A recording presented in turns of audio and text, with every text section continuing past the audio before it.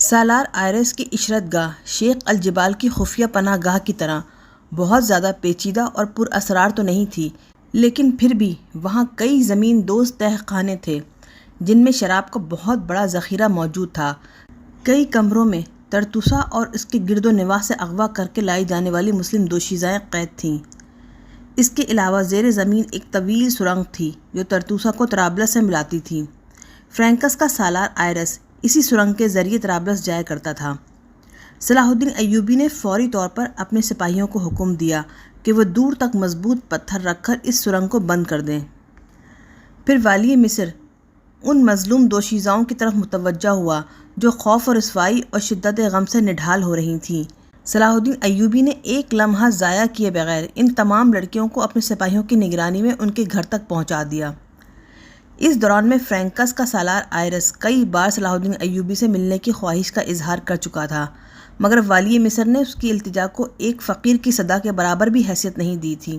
صلاح الدین ایوبی نے اس قدر تیز رفتاری سے شہر کے انتظامی امور کو تکمیل تک پہنچایا تھا کہ اب طرطوسا پر اس کا قبضہ مستحکم بھی تھا اور محفوظ بھی۔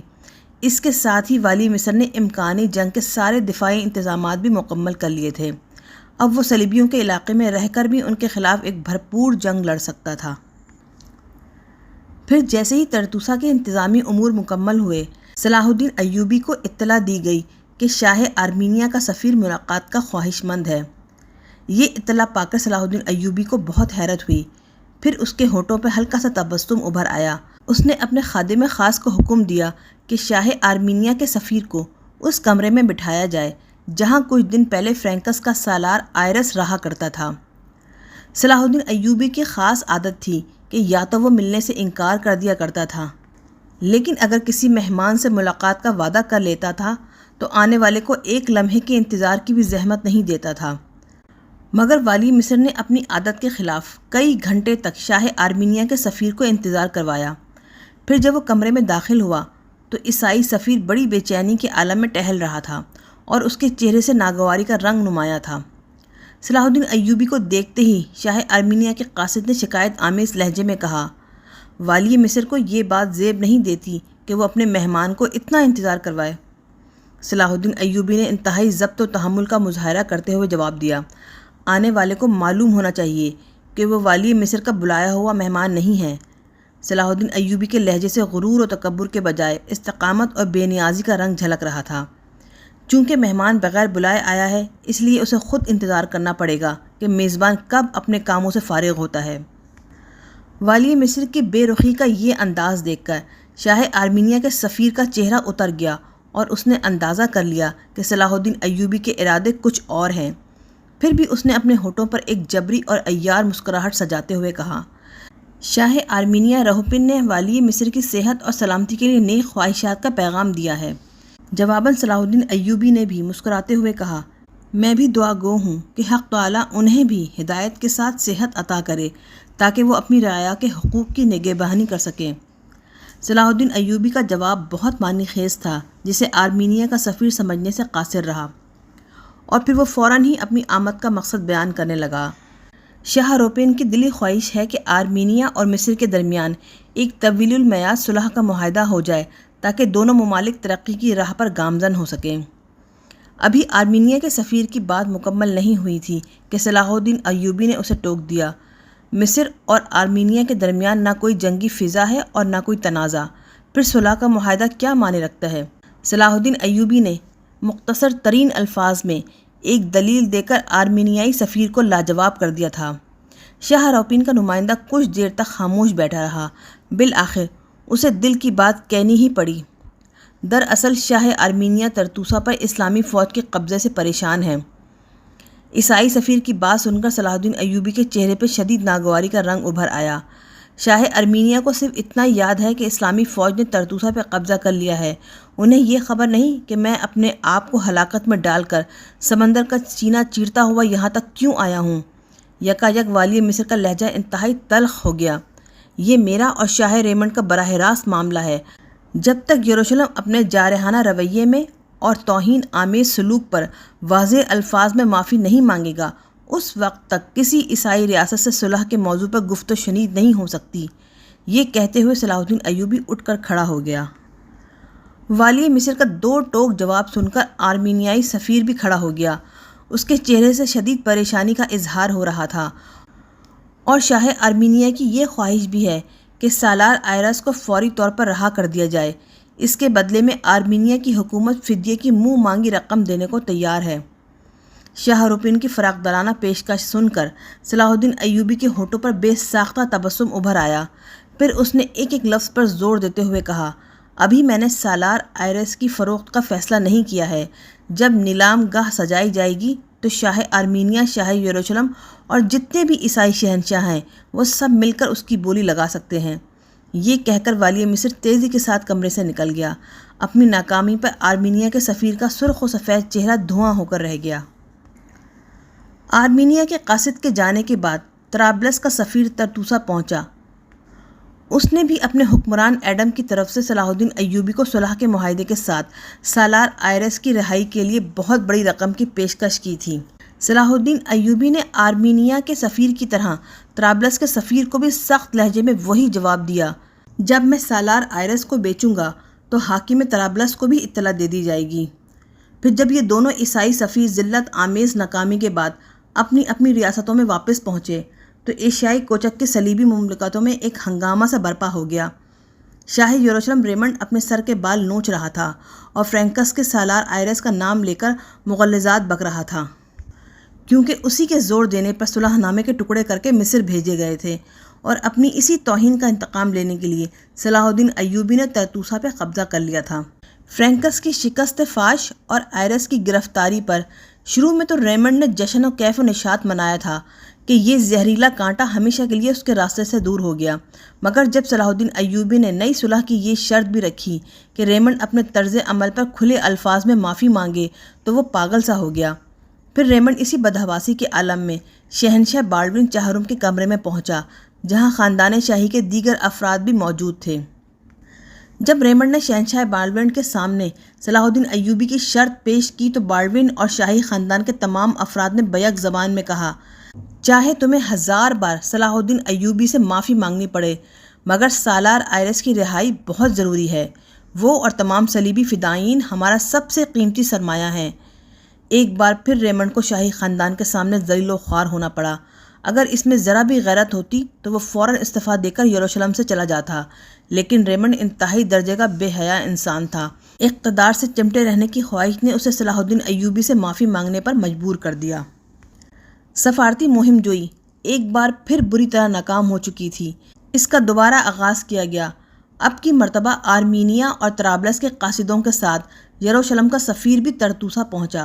پھر طویل مذاکرات کے بعد صلاح الدین ایوبی کے درمیان یہ بات طے پا گئی کہ تمام عیسائی ریاستیں مل کر سالار آئرس کے فدیے اور تاوان جنگ کے طور پر 30 لاکھ دینار ادا کریں گے۔ تمام عیسائی سفیروں نے صلاح الدین ایوبی کے مطالبات مان لیے اور پھر طے پایا کہ سمی سات کے مقام پر آرمینیا، طرابلس، الجزیرہ، موصل، حلب اور یروشلم کے حکمران جمع ہوں گے۔ اس کے بعد ایک نیا صلح نامہ تیار کیا جائے گا۔ یہ صلاح الدین ایوبی کی بہت بڑی فتح تھی۔ عیسائی سفیر طرطوسا سے واپس جا کر اس خصوصی اجلاس کی تیاری کر رہے تھے، اور دوسری طرف صلاح الدین ایوبی کے حکم پر سالار آئرس کو قید خانے سے نکال کر طرطوسا کے گلی کوچوں میں پھرایا جا رہا تھا۔ بڑا ہی رسوا کن اور عبرت ناک منظر تھا۔ سالار آئرس کا منہ کالا کر کے اسے ایک خچر پر بٹھا دیا گیا۔ والی مصر کے نقیب طرطوسا کے ہر مسلمان گھرانے کے سامنے اعلان کرتے پھر رہے تھے، لوگوں آؤ اور سالار آئرس سے اپنی ذلت و رسوائی کا انتقام لو۔ نقیبوں کی صدائیں سن کر طرطوسا کے مسلمان عورتیں، مرد، بوڑھے اور بچے اپنے اپنے گھروں سے نکل آئے تھے۔ سالار آئرس اپنے سیاہ چہرے کے ساتھ سر جھکائے ہوئے خچر کی پشت پر سوار تھا۔ اگر طرطوسا کے مسلمانوں کا بس چلتا تو وہ اپنی عزت و آبرو کے قاتل کی اس طرح بوٹیاں کر دیتے جیسے گدھ، چیل اور کوے کسی مردہ جانور کا گوشت نوچ نوچ کر کھاتے ہیں۔ لیکن صلاح الدین ایوبی کا حکم تھا کہ سالار آئرس کے جسم کو کوئی گزن نہ پہنچے۔ ویسے طرطوسا کے مسلمان جس طرح چاہیں اس سفید فام درندے کو ذلیل و رسوا کریں۔ نتیجتاً تمام عورتوں، بوڑھوں اور بچوں نے جی بھر کر سالار آئرس کے جسم پر تھوکا اور بار بار اس کے کاہلے چہرے پر جوتے مارے۔ سالار آئرس ہذیانی انداز میں چیخ رہا تھا، صلاح الدین تجھ پر مقدس باپ اور بیٹا مل کر اپنا قہر نازل کریں۔ اگر تو مرد ہے تو مجھے شمشیر کے ایک وار میں قتل کیوں نہیں کر دیتا؟ میرے ساتھ یہ کیسا کھیل کھیل رہا ہے؟ جیسے ہی سالار آئرس کی بات مکمل ہوئی، صلاح الدین ایوبی کے ایک سپاہی نے صلیبی فدائین کے قائد کے منہ پر زوردار تھپڑ مارا، اس کے نتیجے میں سالار آئرس خچر کی پشت سے نیچے گر گیا۔ پھر فوراً ہی کچھ سپاہیوں نے اسے پکڑ کر دوبارہ خچر پر بٹھایا۔ تو کیسا مرد ہے جو مسلسل ذلتیں برداشت کر رہا ہے؟ اسی سپاہی نے چیخ کر کہا جس نے سالار آئرس کے منہ پر تھپڑ مارا تھا۔ اگر تجھ میں ذرا بھی غیرت ہوتی تو قید خانے کی دیواروں سے سر ٹکرا ٹکرا کر مر جاتا، مگر اپنا منہ کالا نہیں ہونے دیتا۔ مجبور ہوں، سالار آئرس نے پاگلوں کی طرح چیختے ہوئے کہا۔ سالار آئرس کی اس چیخ کے جواب میں ترتوسا کے ایک مسلمان نوجوان نے بلند آواز سے کہا، اللہ تعالیٰ تجھے اتنا مجبور کر دے کہ تو دن رات اپنے مرنے کی دعائیں کرے اور موت بھی تجھے قبول نہ کرے۔ پھر جب سالار آئرس کی رسوائی کا تماشا مکمل ہو چکا تو پھر اسے دوبارہ قید خانے میں پہنچا دیا گیا۔ اب صلاح الدین ایوبی کے حکم پر سالار آئرس کے جسم کی تمام ہڈیاں توڑی جا رہی تھیں اور اس کی چیخوں سے فرینکس کی عشرت گاہ کے در و دیوار گونج رہے تھے، اور دوسری طرف عیسائی اور مسلم ریاستیں مل کر اس خصوصی اجلاس کی تیاریاں کر رہی تھیں جس میں صلاح الدین ایوبی کو شریک ہونا تھا اور شاہ یروشلم ریمنڈ کو والی مصر سے اپنے گستاخانہ سلوک کی معافی مانگنی تھی۔ 12 اکتوبر 1180 ایشیائے کوچک کی تاریخ میں ایک یادگار دن تھا۔ دنیا بھر کے تمام غیر جانبدار مورخین اس دن کو صلاح الدین ایوبی کا دن قرار دیتے ہیں، اس لیے کہ والی مصر نے قبل از وقت اپنی شرائط منوانے کے بعد ہی اس خصوصی اجلاس میں شرکت کا وعدہ کیا تھا۔ سمیات کا علاقہ اس وقت ایشیائے کوچک میں سیاسی سرگرمیوں کا سب سے بڑا مرکز تھا۔ دور دور تک یروشلم، حلب، موصل، الجزیرہ، آرمینیا اور قونیہ کے فوجی دستوں نے حفاظتی انتظامات کے تحت اس پورے علاقے کو گھیرے میں لے لیا تھا تاکہ اس اجلاس کے وقت کسی قسم کی بدنظمی اور انتشار کا امکان باقی نہ رہے۔ خود صلاح الدین ایوبی نے بھی اپنے حقیقی بھانجے فرخ شاہ کو خط لکھ بھیجا تھا کہ وہ ایک فوجی دستے کے ساتھ شام سے سمیات پہنچ جائے۔ نتیجتاً فرخ شاہ اپنے 2000 منتخب شہ سواروں کے ساتھ موجود تھا۔ اس نوجوان سالار کو دیکھ کر موصل، حلب اور الجزیرہ کے مسلمان سپاہی بہت پیچ و تاب کھا رہے تھے، کیونکہ فرخ شاہ نے انہیں کئی مارکوں میں شکست فاجع سے دوچار کیا تھا اور اب بڑے جاہ و جلال کے ساتھ شام پر حکومت کر رہا تھا۔ فرخ شاہ سے صلیبی سپاہی بھی خوش نہیں تھے، کیونکہ اسی نوجوان سالار نے کئی جنگوں میں عیسائیوں کو بھی میدان سے فرار ہونے پر مجبور کر دیا تھا، مگر فرخ شاہ حریفوں کے جذبات سے بے نیاز اپنا پرچم بلند کیے اس عمارت کے قریب کھڑا تھا جہاں کچھ دیر بعد خصوصی اجلاس شروع ہونے والا تھا۔ قونیہ کا سلطان، طرابلس کا حاکم ایڈم، موصل کا حکمران عز الدین مسعود اور شاہ آرمینیا سمیسات پہنچ کر اس خوبصورت عمارت میں داخل ہو چکے تھے جسے آج بطور خاص بالکل نئے انداز سے سجایا گیا تھا۔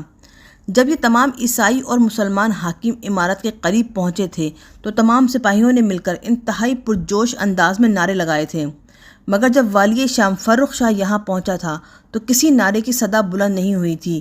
یہ منظر دیکھ کر فرخ شاہ کو شدید صدمہ پہنچا تھا کہ اسلامی ریاستوں کے سپاہی صلیبی فوجیوں کے ساتھ کھڑے تھے اور عیسائی حکمرانوں کی سلامتی کے لیے زندہ باد کے نعرے لگا رہے تھے۔ کچھ دیر تک فرخ شاہ اپنے گھوڑے کی پشت پر سوار یہ تکلیف دہ منظر دیکھتا رہا، پھر اس نے پوری طاقت سے اللہ اکبر کا نعرہ بلند کیا۔ اپنے سالار کے نعرے کے جواب میں شام کے 2000 سپاہیوں نے بھی اپنے اللہ کی کبریائی بیان کی۔ صلیبی تو نعرے تکبیر سے ہمیشہ خوفزدہ ہی رہتے تھے، کیونکہ عیسائی جنگی ماہرین کی رائے کے مطابق یہ نعرہ سن کر تو مردہ مسلمان سپاہی بھی دوبارہ جی اٹھتے تھے، مگر سب سے زیادہ افسوس کا مقام یہ تھا کہ موصل، حلب، الجزیرہ اور قونیہ کے مسلمان سپاہی بھی فرخ شاہ اور شامی شہ سواروں کا یہ نعرہ سن کر خوش نہیں ہوئے تھے۔ شاید اس کی وجہ یہ ہو کہ تمام اسلامی ریاستوں کے حکمرانوں نے صلاح الدین ایوبی سے شکست کھائی ہوئی تھی، جو ابھی تک اجلاس میں شرکت کرنے کے لیے سمیسات نہیں پہنچا تھا۔ پھر وہ مرد مجاہد آیا اور بڑی شان سے آیا۔ صلاح الدین ایوبی کے چہرے سے غرور و تکبر کے بجائے غیر معمولی سنجیدگی، تحمل اور وقار جھلک رہا تھا۔ والی مصر کے ہمراہ اس کا چھوٹا بھائی ملک عادل اور 1000 کے قریب جاں باز سپاہی تھے۔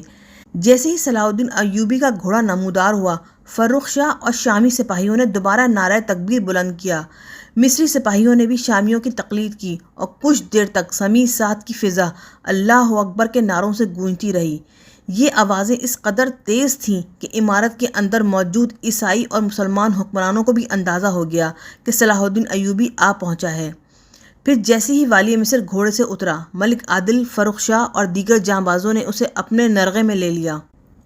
پھر جب صلاح الدین ایوبی اس طویل و عریض ہال کے دروازے میں داخل ہوا تو اجلاس میں شریک ہونے والے تمام حکمران احتراماً اپنی اپنی نشستوں سے کھڑے ہو گئے۔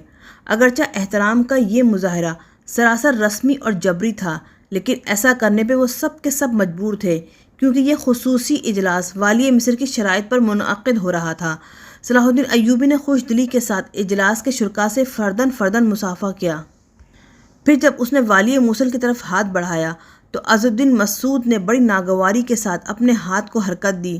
اسے ایک غلام زادے سے مصافحہ کرتے وقت شدید ذلت کا احساس ہو رہا تھا، مگر یہ کیسی عجیب گردش وقت تھی کہ والی موصل کے ذلت گوارا کرنے پر مجبور تھا۔ صلاح الدین ایوبی نے عز الدین مسعود کے چہرے سے اس کی دلی کیفیت کا اندازہ کر لیا تھا۔ پھر بھی والی مصر نے اعلیٰ ظرفی کا مظاہرہ کرتے ہوئے آواز بلند کہا، میں اب بھی آپ کا احترام کرتا ہوں، اس لیے کہ آپ میرے محسن کے بھتیجے ہیں۔ عز الدین مسعود صلاح الدین ایوبی سے اس قدر نفرت اور حسد کرتا تھا کہ اس نے صورتحال کی نزاکت کا احساس بھی نہیں کیا اور نہایت تند و تیز لہجے میں بولا، تمہیں میرا احترام کرنے کی ضرورت نہیں، میں اول و آخر قابل احترام ہوں۔ تم جس کام کے لیے یہاں آئے ہو اسے جلد از جلد انجام دو اور میری نظروں سے دور ہو جاؤ۔ صلاح الدین ایوبی نے والی موصل عز الدین مسعود کی اس تحقیر آمیز سلوک کو بڑی مشکل سے برداشت کیا اور ضبط و تحمل کا دامن ہاتھ سے نہیں چھوڑا۔ پھر بھی اس نے حاکم طرابلس ایڈم اور شاہ آرمینیا رہوپن کو مخاطب کرتے ہوئے کہا، اس اجلاس میں شرکت کرنے کے لیے مجھے آپ جیسے معزز حضرات کی طرف سے کئی دعوت نامے موصول ہوئے تھے، اس کے بعد میں سمیع سات پہنچا ہوں۔ پھر بھی اگر شرکائے اجلاس کی نظر میں میری حیثیت بن بلائے مہمان جیسی ہے تو میں کوئی شکایت کے بغیر ترتوسہ واپس جا رہا ہوں۔ صلاح الدین ایوبی کی بات سن کر اجلاس میں موجود تمام حکمران اور سیاسی نمائندے گھبرا گئے۔ والی موصل عز الدین مسعود کی بدتمیزی نے اجلاس کی ساری فضا ہی مقدر کر دی تھی۔ شاہ آرمینیا رہوپن انتہائی معذرت خواہ لہجے میں صلاح الدین ایوبی سے مخاطب ہوا، آپ کیسے واپس جا سکتے ہیں؟ اگر چلے گئے تو پھر اس اجلاس کی صدارت کون کرے گا؟ یہ کہہ کر شاہ آرمینیا رہوپن مڑا اور والی موصل سے مخاطب ہوا، عز الدین کیا آپ اپنے ہوش میں نہیں ہیں؟ شاہ آرمینیا کا لہجہ تلخ بھی تھا اور تیز بھی۔ اگر تم موصل واپس جانا چاہتے ہو تو اسی وقت چلے جاؤ، مگر خدا کے لیے امن کی اس فضا کو برباد نہ کرو جسے سازگار بنانے کے لیے ہم نے کئی ماہ تک شب و روز محنت کی ہے۔ والی موصل واپس کیسے جاتا؟ وہ بھی دوسرے حکمرانوں کی طرح اس اجلاس میں شریک ہونے کے لیے مجبور تھا۔ اسے پہلے ہی صلاح الدین ایوبی کی طرف سے بے شمار اندیشے اور خطرات لاحق تھے۔ اس طرف سے وہ پرسکون نیند سو بھی نہیں سکتا تھا کہ کہیں کسی دن والی مصر دمشق کی طرح موصل پر بھی قبضہ نہ کر لے۔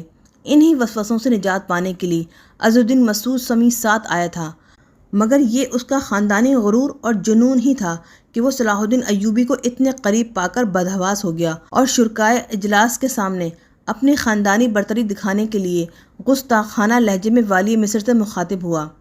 بالآخر شاہ آرمینیا رہوپن اور حاکم طرابلس ایڈم کے اصرار پر عز الدین مسعود کو صلاح الدین ایوبی سے اپنے جارحانہ رویے کی معذرت کرنی پڑی۔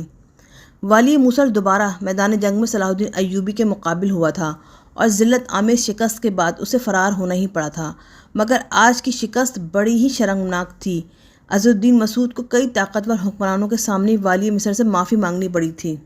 سمیع سات میں منعقد ہونے والے اس خصوصی اجلاس کا اہتمام اس طرح کیا گیا تھا کہ ایک بہت بڑی میز کمرے کے وسط میں رکھی گئی تھی اور اس کے چاروں طرف انتہائی قیمتی لکڑی سے بنی ہوئی کرسیاں بچھائی گئی تھیں جس سے امیرانہ شان ظاہر ہوتی تھی۔ صلاح الدین ایوبی کی کرسی میز کے ایک سرے کے درمیان میں تھی جس پر بیٹھنے کے بعد بیک وقت تمام حاضرین مجلس پر نظر رکھی جا سکتی تھی۔ والی موصل عز الدین مسعود کی جارحانہ گفتگو سے پیدا ہونے والی تلخی کو مٹانے کے لیے شاہ آرمینیا رہوپن اور حاکم طرابلس ایڈم صلاح الدین ایوبی کے ساتھ ساتھ چلتے رہے۔ پھر جب والی مصر کرسی صدارت پر بیٹھ گیا تو شاہ آرمینیا اور حاکم طرابلس بھی اپنی اپنی نشست پر بیٹھ گئے۔ اجلاس کا آغاز صلاح الدین ایوبی نے چند آیات قرآنی سے کیا جن سے اللہ تعالیٰ کی وحدانیت اور پیغمبر اسلام صلی اللہ علیہ وآلہ وسلم کے رحمت عالم ہونے کا اظہار ہوتا تھا۔ ان مخصوص آیات مقدسہ کی تلاوت سے والی مصر کا ایک مقصد یہ بھی تھا کہ وہ عیسائی حکمرانوں تک اسلام کی صلح پسندی اور رواداری کا پیغام پہنچا سکے۔ اس دوران میں وسیع و عریض حال کے در و دیوار پر گہرا سناٹا طاری رہا۔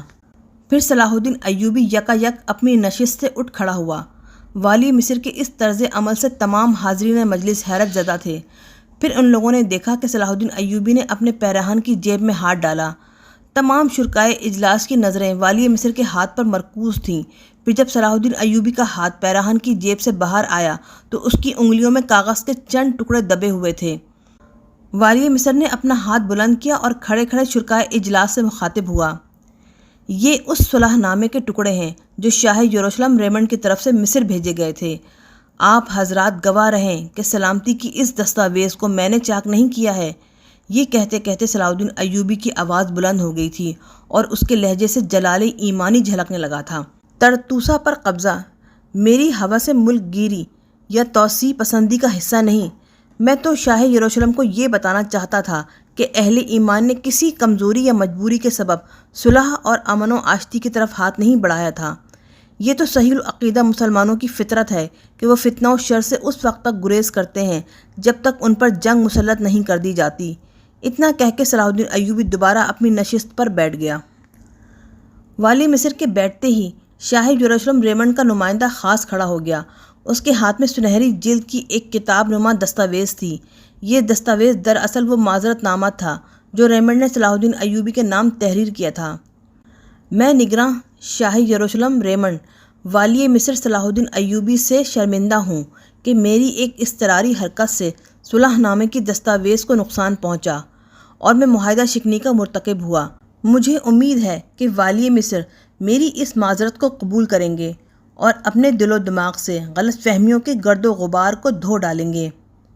شاہ یروشلم ریمنڈ کے اس معذرت نامے کے پڑھے جانے کے بعد صلاح الدین ایوبی کے چہرے پہ مسرت آمیز فاتحانہ رنگ ابھر آیا۔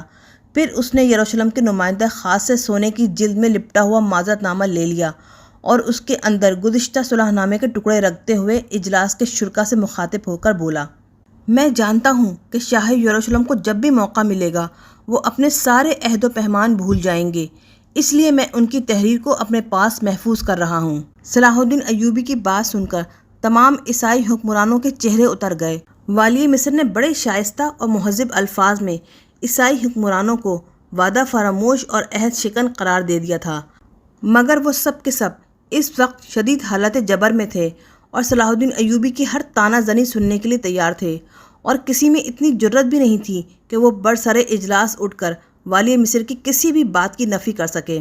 بالآخر شاہ آرمینیہ نے اپنی نشست سے اٹھ کر نئے صلح نامے کی دستاویز صلاح الدین ایوبی کے سامنے پیش کی۔ معاہدے کی ساری شرائط پہلے ہی سفارتی مذاکرات کے ذریعے طے ہو چکی تھیں۔ اس دستاویز میں انہیں صرف تحریری شکل دی گئی تھی۔